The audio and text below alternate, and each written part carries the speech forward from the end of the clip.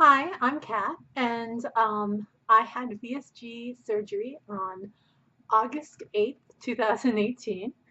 You'd think I'd have that memorized by now, and I do, but you just start and you get a little confused. Anyway, I had it done at Kaiser Richmond's Center. They have a very established center in Richmond, California. My high weight, when I first went into my doctor and got referred for the program, I was 370 pounds, and that was on February 15th. So I'm looking at my calendar. So next Friday, that will be a year from the process of starting to lose weight. The program required me to follow a special diet for a certain amount of time, which I altered, and I actually did sort of straight keto. But my surgery weight, I needed to get to um, three, I had to lose 40 pounds. So I had to get down to 330, and I ended up getting down to 320 my day of surgery, which I said again was August 8th. And so my weight as of this morning is 248.6. So that is a weekly loss of 5 pounds. Yes. And a loss before surgery of 50 pounds and a loss since surgery of 71.4 pounds. So yeah, I'm happy. What's funny is pretty much most of that weight happened yesterday. Um, I or yeah, yesterday. It was just overnight. I was sort of, I had gotten to see, like on Thursday I was at 240, no, 252.8. I'm like, okay, or 0.6. I had gotten down like 2 points a pound. And then I started going up and, hovering in the uh, the three range, 3.8, 50, 253.8, that range, and then just down a little bit, come up, down a little bit, come up, and I was sort of like there, and then I was getting a little bummed. I was like, damn it! And actually, the day, so Monday, yeah, Monday there were cookies at work, and usually I just ignore them, but I'm like, God damn it, I'm not losing weight. I want to have the cookie. And they weren't huge cookies, they were like about that big. And it was a double chocolate chip, so it was chocolate cookie with chocolate chips. And it was very thin too. It wasn't, I don't even know what brand it was. It was like a store brand, but they were fairly thin, and I had one and I thoroughly enjoyed it. Um, so, and I also sort of balanced out my carbs for the rest of the day. So I really was eating pretty much strictly meat for the rest of the day, because I didn't want to go super over carbs. And I didn't really, I was just a little bit over carbs, a lot over sugar, because I usually don't have any sugar. But um, it was like 20 carbs or 20 sugar, 26 carbs. Um, Uh, but so I just basically ate nothing but meat and fat for the rest of the day, protein and fat for the rest of the day. So it was not super over carbs, but it apparently like kicked in and kicked my ass because the next day I dropped from 3.6 down to, sorry, excuse me, 53.6 down to 48.8 overnight. Um, so happy. Um, I'm continuing to see losses. I think I'm about ready. I have a pair of 18 jeans. I'm wearing a pair of 20 jeans. The 20 jeans aren't like falling off me yet, but they're feeling a little bit baggy, and especially on like the second day, I wear my jeans twice and then I wash them. And because I don't want to buy a lot of clothes, so I only have one pair of jeans that really fits me well. I have been um, coming home from work, switching into sweatpants and washing my jeans when I need to wash my jeans. So yeah, it's like if I'm gonna have to pay, if you haven't been watching all my videos, you don't know. Like when I decided to get, I decided I needed to get more jeans. I ended up going to Lane Bryant after looking at a bunch of other places, and I paid more than I wanted to pay. I wanted to get like the $15 pair of jeans from Old Navy. Of course, they didn't have my size, but so I'm like, okay, I'm gonna buy the size I need. And then they had a deal where if you bought two pairs, you get the second pair half off. So I bought a pair of 20s, which fit perfectly. Well, they fit a tiny bit snug, but well, like they were snug but good. And I picked those up, and then I got a pair of 18s as well because I figure, well, then transition me down. I don't know why I didn't think, yeah, I'll just skip 18 and go straight to 16. I didn't. I'm gonna be fine in 18s.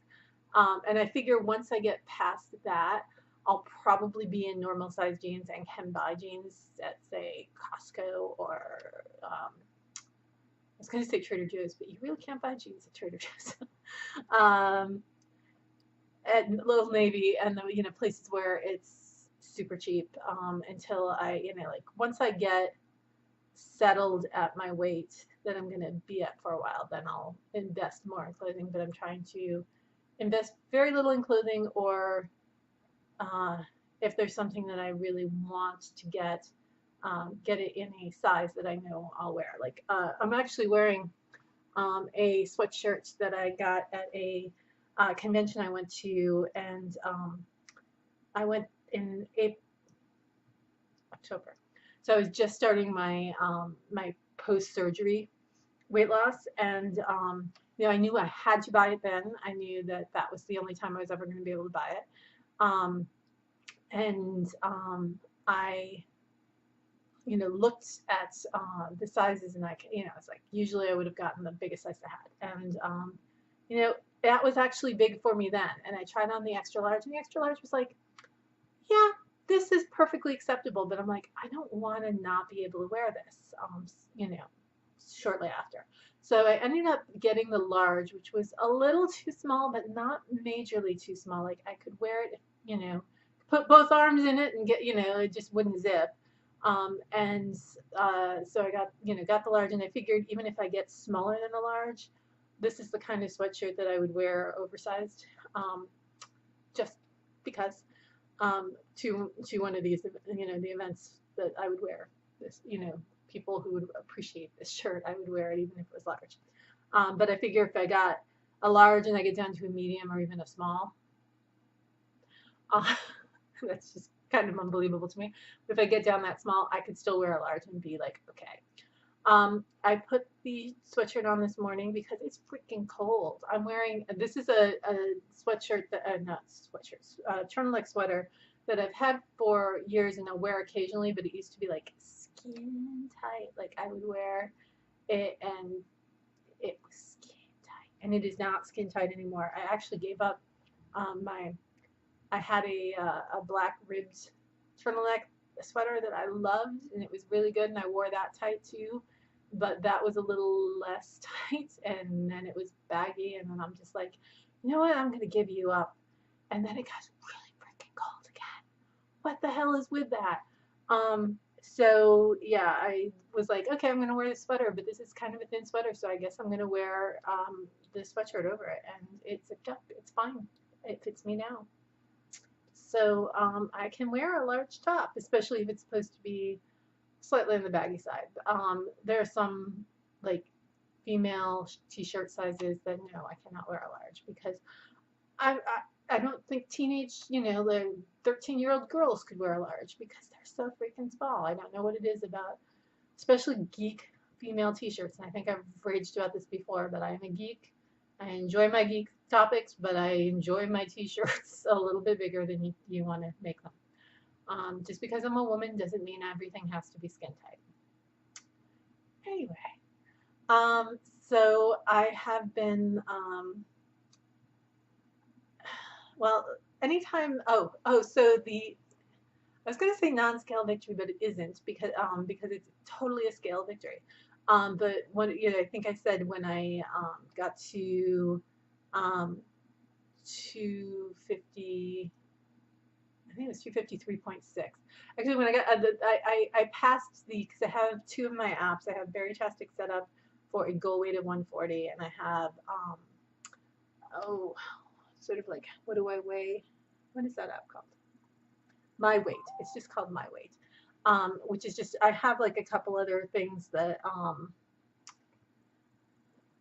have, and that the apps that I have to track weight, and that one I set my goal weight for 135, and 135 is like solidly in my normal BMI, and like I said before, I don't know if I'm actually going to get to those weights, but that's just what I put in to have a goal to reach for.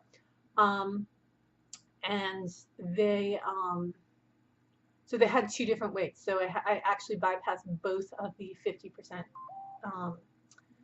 50, my friend who's texting me. I passed both of the 50% to goal things on both of them, which felt really good. And then right after that, and that, like I said, it was, woke up one morning and I had dropped more than 3 pounds, like 4 pounds or something. I dropped past 250, and 250 is important, not just because it's a big round number, but it's also the weight I had in my driver's license. So I'm no longer lying about what I weigh on my driver's license. In fact, I'm under it. So yay me. And I'm going to keep going on that. So my next goal in Veritastic, I like because they break it down. They have 10 milestones. Here, I can see if I can show you this. Oh, that's completely washed out. I think you can see that. Anyway, my milestone 6, because like I said, it passed 5. 5 was the 50% milestone, but milestone 6 is 232. So I guess that's my next goal that I'm looking for. I mean, obviously I'm going for that, but like personal goal, when I think when I get to like the 230s, I will be hitting the lowest weight I have been as an adult, because when I don't know what I was I have no memory of what I was in high school. It may have been like 180 in high school. Gained most of my weight in college. Part of it was a mix. I was a heavy, serious dancer. I danced in a company, and I was going to a performing arts school. So in high school, I would dance between 3 to 5 hours for 6 days a week. 3 was the lightest day I ever had, and 6 to 8 if it was a rehearsal / performance season, I could dance up to 8 hours a day.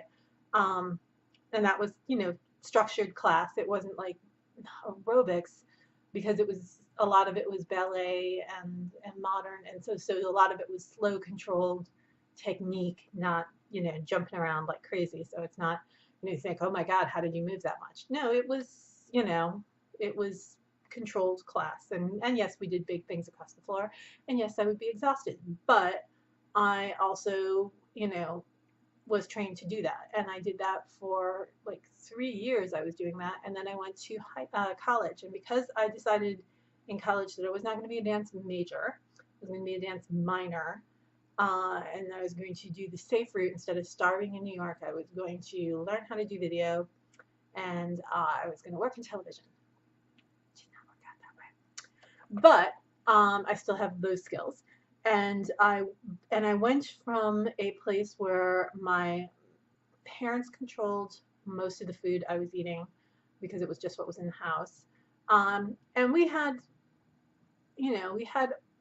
good food. We had a garden. My parents, grew things out of the garden. I'm not going to say it was perfect. I had fast food occasionally, but very occasionally, just because it was expensive, and we didn't. My family wasn't very wealthy, so we just, we had a lot of, we had stir fries and pasta and, stuff that was, normal American fare, but usually with fairly quality stuff. So I didn't feel bad about that. And I feel like I had good food. And when I went to college, I had an eating plan, and then I also had access to ordering pizza, and I had some of my own money because I had a work study program, and that money was just for ancillary things. It wasn't, I worked and I got to keep that money and do what I wanted with that money. And a lot of apparently what I wanted was pizza. But so I went from that like really, really active life schedule to having a thing where I took dance class twice a week for an hour. Holy shit, my body did not do well with that. Just like completely shut myself down. And then I was eating, and they had a cereal bar. I have never had, before college, I had never had a sugared cereal. Hi. It was, now Siri wants to talk to me. I said something that sounded like her name. But yeah, I just went crazy for Lucky Charms and had cereal and sugar and all of that and pizza and carbs like crazy. And I gained, I'm not going to say most of my weight, I gained the majority of my early weight there. And then afterwards, I met my husband in college, and I started, like when we set the wedding, I started going to the gym and going to Weight Watchers, and I lost it down to, I think, 230 for, for my wedding. I wanted to be as svelte as possible, and I felt pretty, I mean, I was still a big bride, but we went to Disney World for our honeymoon, and I bought new clothes to wear on the honeymoon, and they were cute clothes, and it was, yeah, I think it was still in the plus sizes, but it was just barely in the plus sizes. I think it was like 18s. And so I was feeling pretty good. So I think that was the 230 point. And then after that, after the wedding, I stopped doing all of the weight loss stuff that I was going after, just because I'm like, okay, now I can have my life back and I can do some other stuff. And yeah, that it's just been from that point on a slow rise to 370, and then this has been the change. And honestly, I think I would still be losing weight if I had just done keto instead of doing the surgery, but I'm really glad I did the surgery. It really prevents me from overeating, and I've been noticing that more and more. My husband is the only person besides one friend who knows that I've done the surgery, and like I will eat, and then like we'll go out and we'll both have bunless burgers, and I'll just have a smaller burger, and when I'm full, and usually I'll know I am full now, I will slide it over to him, and he'll finish it off, and it works really well. And he's very understanding. Sometimes he's like, "Are you sure?" And I'm like, "Yes, yes, I am sure." It's not, and it's not even painful. Like I haven't really had a lot of painful episodes. I've had some where I'm like, and I haven't thrown, just checking my logic here, I have not thrown up since surgery, which I know is not usual. I haven't had any dumping. Honestly, I don't eat sugar, and I haven't eaten sugar from before. Well, I take that back. Apparently, I had a cookie. So I've had a cookie and a brownie, and neither one of them caused me to dump. Those were not at the same time. I had the brownies at another point in time, like tiny brownies, a couple of them. But yeah, I haven't had a dumping syndrome or anything. I feel like it's been a really successful in the sense that I haven't had any side effects. I know that some people like want the side effects, so it stops them from eating, but I haven't decided. Oh, I just want to binge on stuff. So yeah, I feel like I'm doing okay, and I feel like I've talked way more than I planned to talk.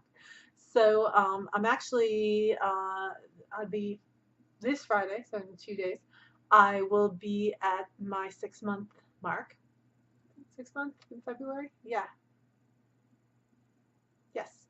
6 months in February, and then I'm also getting, I have a 6 month class, and I have to get a whole bunch of blood work done. So I'm getting that blood work done tonight. And I'm really sort of psyched, and this is completely random, but the light has changed enough that I am recording this without a light on. I mean, I have a light in front of me, but usually I have to have a light on in the room, and I don't. And the room is actually a lot cleaner than it's been. I've been trying to clean that up, and I felt bad every time I look in the background. I'm like, oh, there's a lot of crap. But it's much more organized now. So yay! I hope you have a great week, and I will talk to you soon.